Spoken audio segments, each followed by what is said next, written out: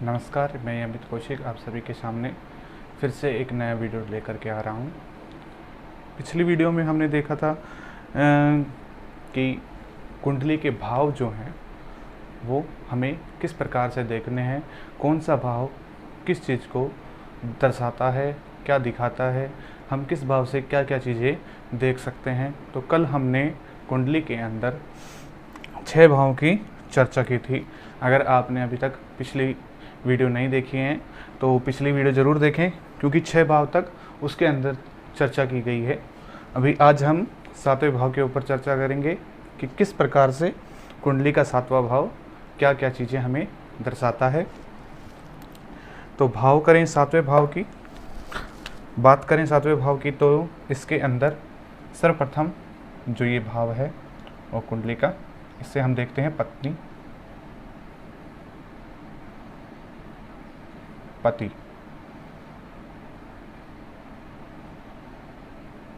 ठीक है, 7वां जो भाव है उसी से हम व्यापार का,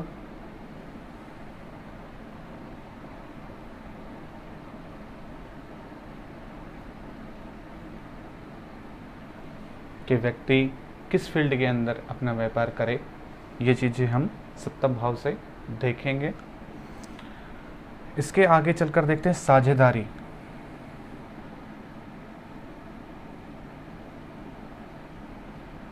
अगर कोई बिजनेस करने के लिए जा रहे हैं और 2 या 3 से ज़्यादा अधिक साझेदार हैं तो उसके लिए हम 7वें भाव को देखेंगे। इसके बाद में आता है विवाह।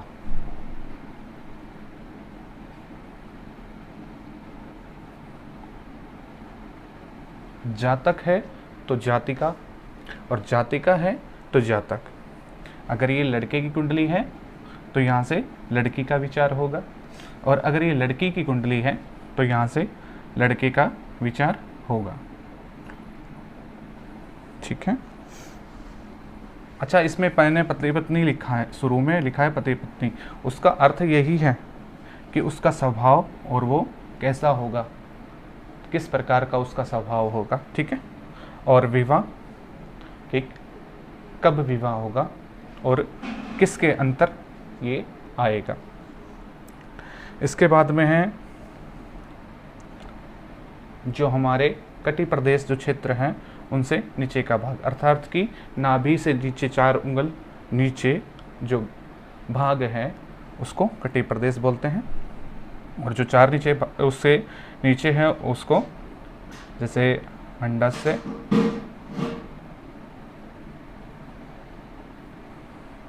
मूत्राशय,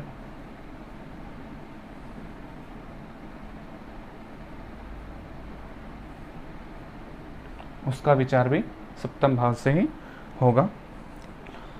कोई भी कार्य कर रहे हैं, स्वतंत्र कार्य,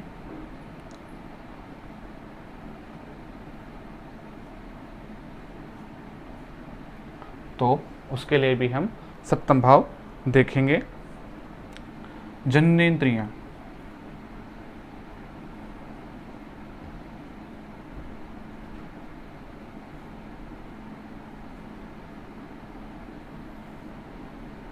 जननेंद्रियों का जो विचार है वो भी हम 7वें भाव से ही करेंगे। और मृत्यु,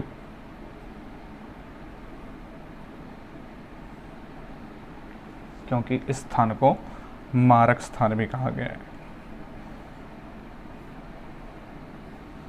इसके विषय में आगे चर्चा करेंगे कि मारक स्थान को क्यों कहा गया है, जब हम भावों के बारे में बात करेंगे। अभी सिर्फ इसको इतना याद रखें कि इसको और द्वितीय भाव को, अर्थात 7वें भाव और द्वितीय भाव मारक स्थान कहलाए गए हैं कुंडली के अंदर। 7वें भाव के बाद में बात करते हैं 8वें भाव की।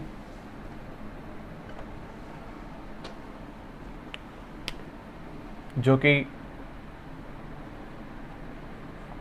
आयु, किसी भी जातक की कुंडली अगर हम देख रहे हैं तो उसका आयु कितना है, वो किस प्रकार से अपना जीवन व्यतीत करके किस प्रकार की मृत्यु को प्राप्त करेगा, वो आयु यहाँ पर हम देखेंगे। जीवन।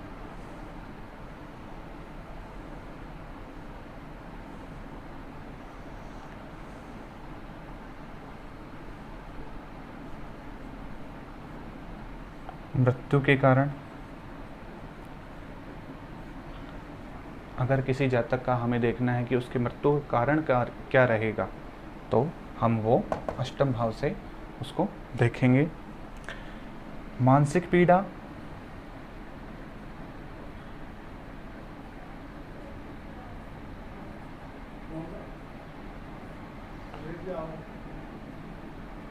मानसिक पीड़ा जो है वो भी अष्टम भाव से देखी जाती है। इसे चिंता भी कह सकते हैं, ठीक है। और समुद्री यात्रा,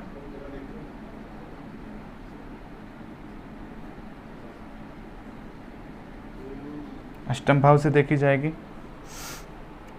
अगर किसी की कुंडली देख करके हमें पता लगाना है कि ऋण उसने कितना लिया हुआ है या नहीं, तो उसका भी विचार हम अष्टम भाव से करेंगे।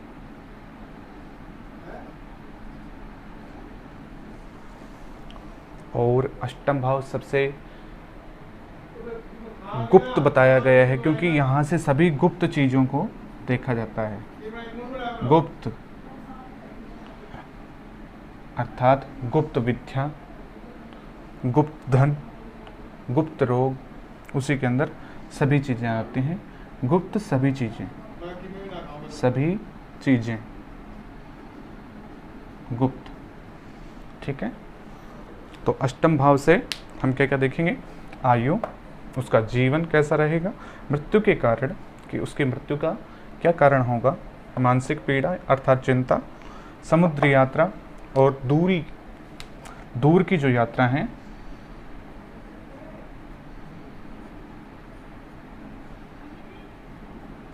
वो भी हम अष्टम भाव से ही देखेंगे, ठीक है। ऋण का विचार करेंगे कि व्यक्ति ने ऋण लिया है या नहीं। इसके बाद बात करते हैं नवम स्थान की, जिसको भाग्य स्थान कहा गया है, ठीक है। नवम स्थान को भाग्य स्थान कहा गया है। इसके बाद पंचम से पंचम होने के कारण इसको विद्या का भाव भी बताया गया है। दक्षिण भारत के अंदर इसमें पिता को भी देखा जाता है, और उत्तर भारत के अंदर दसम भाव से पिता को देखा जाता है, परंतु हम दोनों से ही लेकर के चलेंगे, नवम और दसम। परंतु 90% हमें जहाँ तक जो प्रेडिक्शन करते हैं वो 9th हाउस से ही करते हैं।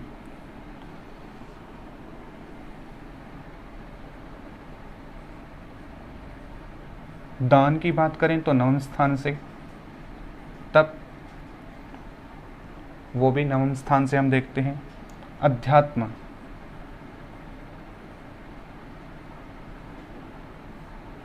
अध्यात्म की बात करें तो वो भी हम नवम स्थान से ही देखते हैं। इसके बाद में भाग्य और भाग्य का उदय, भाग्य का और भाग्य उदय अर्थात कि भाग्य कैसा है और उसका उदय कब होगा, ये दोनों चीजें नवम स्थान से ही देखी जाती हैं। तीर्थ यात्रा,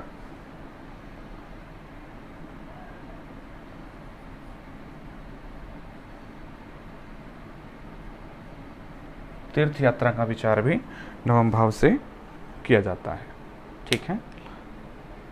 अब बात करते हैं दसम स्थान की। तो दसम स्थान जो है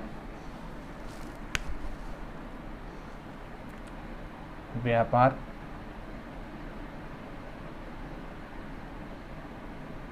राज्य और सबसे अहम है वो है कर्म, कि व्यक्ति कर्म क्या करेगा। जब व्यक्ति का प्रश्न होता है कि मैं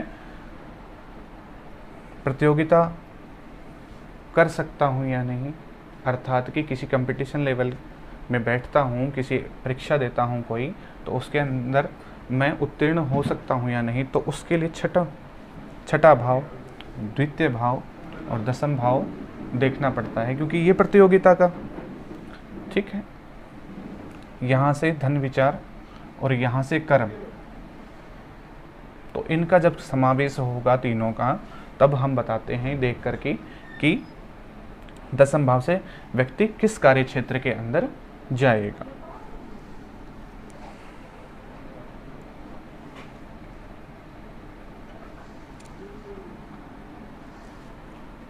तो इसमें आप कह सकते हैं नौकरी,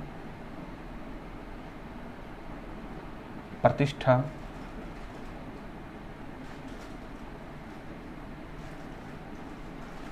ठीक है, और पिता भी लिख सकते हैं आप, और सबसे अधिक महत्वपूर्ण जो है वो है राजयोग।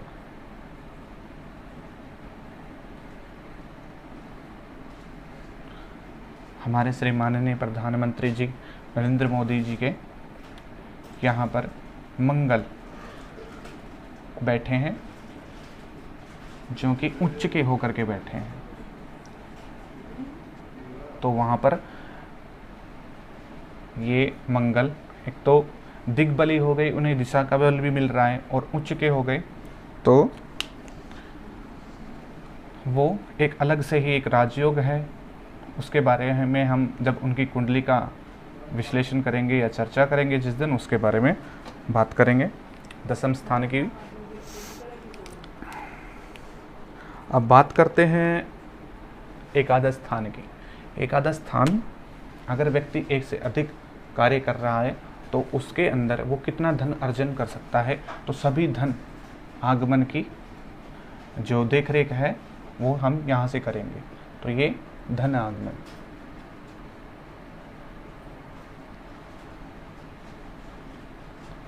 वृद्धि,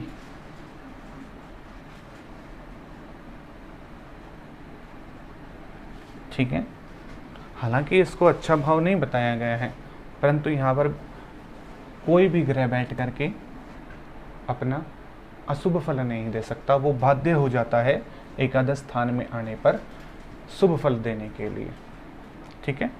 क्योंकि ये छठे से छठा है, क्योंकि ये बीमारी का, रोग, ऋण और शत्रु का घर है, और यहाँ से छठे से छठा भावात भाव नियम से, तो ये कुछ खास इतना अच्छा नहीं है, परंतु फिर भी यहाँ पर कोई भी ग्रह आकर के अशुभ फल नहीं दे सकता, ये नियम है। इसके बारे में भी हम आगे चर्चा करेंगे। पहले हम देखते हैं कि 11वें घर से हम और क्या क्या चीज़ें देख सकते हैं। देखिए, पंचम भाव से देखा था लॉटरी सट्टा,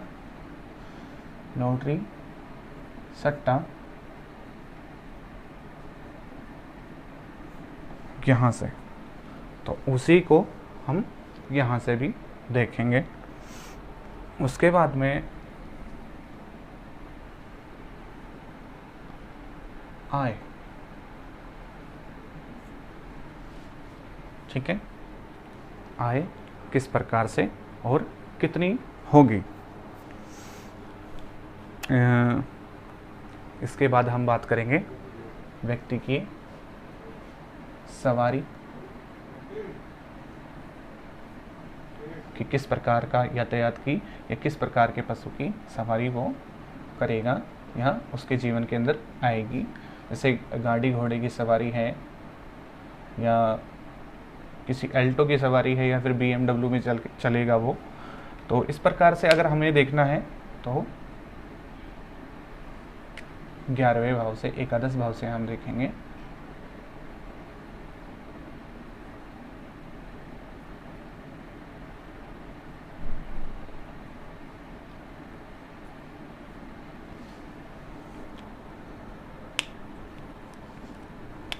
मित्र सुख अगर देखना है,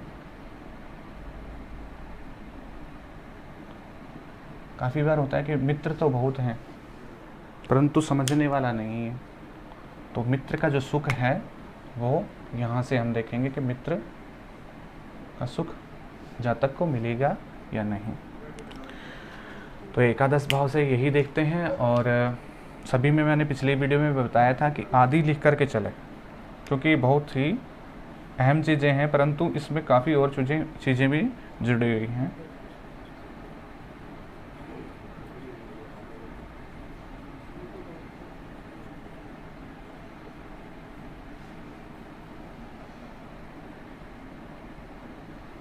जब रोग विचार की बात करेंगे तब बताएंगे कि ये मस्तिष्क है, ये नेत्र हैं, ये कान है, ये हृदय है दोनों, ये पेट है, ये पेट के निचला हिस्सा जो मैंने बताया था कटी प्रदेश, फिर उससे नीचे, फिर ये गुप्तांग, फिर ये उससे नीचे का हिस्सा, यहाँ पर आकर के हृदय प्लस के अंदर यहाँ पर ये घुटनों का, यहाँ पर पिंडलियाँ, और जो पैर हैं वो पंजा जो नीचे का है वो हिस्सा यहाँ से हम देखेंगे। अब बात करते हैं द्वादश स्थान की। तो द्वादश स्थान जो है वो व्यय का, यहाँ पर आय थी और यहाँ पर व्यय।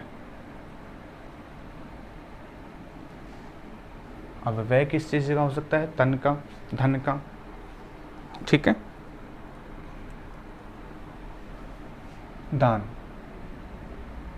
दान देंगे तो भी आपके पास से कुछ ना कुछ जाएगा, तो वो भी हम इसी के अंदर ही इंक्लूड करेंगे। इसके बाद आता है दंड। अगर किसी भी प्रकार के दंड की अगर आप भागीदारी बनते हैं तो वो हम देखते हैं द्वादश स्थान से। कारागार,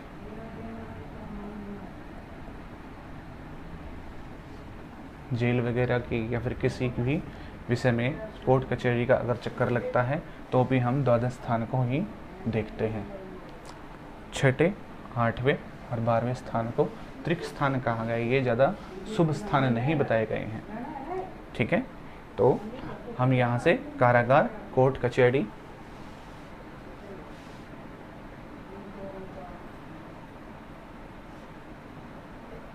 का भी ध्यान करेंगे। विदेश की जो यात्रा है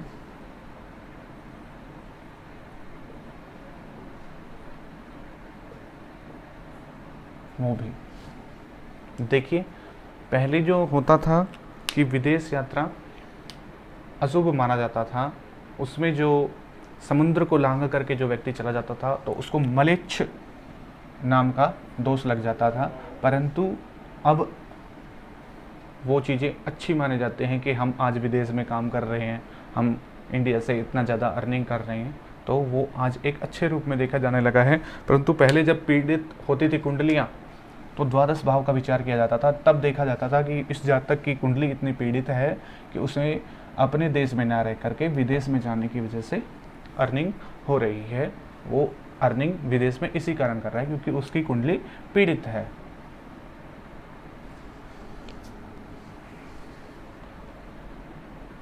घर के अंदर कलह, वो हम इसी स्थान से देखेंगे। गुप्त शत्रु, वो भी हम यहाँ से ही इसका विचार करेंगे। लिख सकते हैं बायां नेत्र, यहाँ से दायां नेत्र हमने लिखा था, तो ये जातक का बायां नेत्र है। और रोग भी हम यहाँ से लिख सकते हैं क्योंकि यहाँ से समसप्तम यहाँ पर जा रहा है, तो ये भी रोग का ही एक कारक है। तो आज की वीडियो में सिर्फ इतना ही। अगली बार फिर से एक बार पुनः हम आपको लेकर के आएंगे, कुंडली के आगे के कुछ हिस्से आपको फिर से बताएंगे। अभी आप सिर्फ इन चीज़ों को ध्यान में रखें। पिछला वीडियो आपने अगर नहीं देखा है तो पिछला वीडियो देखिए, और पिछले वीडियो में प्रथम से लेके छठे भाव तक हमने बातें की थी। आज हमने सप्तम भाव से लेकर के और द्वादश भाव तक की बात की है। आगे चल कर के हम ग्रहों के बारे में पढ़ेंगे पहले, परंतु अभी कुंडली विस्तारण चल रहा है तो कुंडली के बारे में ही हम बताएंगे कि कौन सा केंद्र भाव है, कौन त्रिक भाव है, कौन त्रिषडाय है, कौन सा उपचय है, कौन सा औपक्लिम्प भाव है। तो इन सभी के बारे में अगले वीडियो के अंदर हम चर्चा करेंगे। तब तक के लिए नमस्कार और लाइक और सब्सक्राइब जरूर करें। धन्यवाद।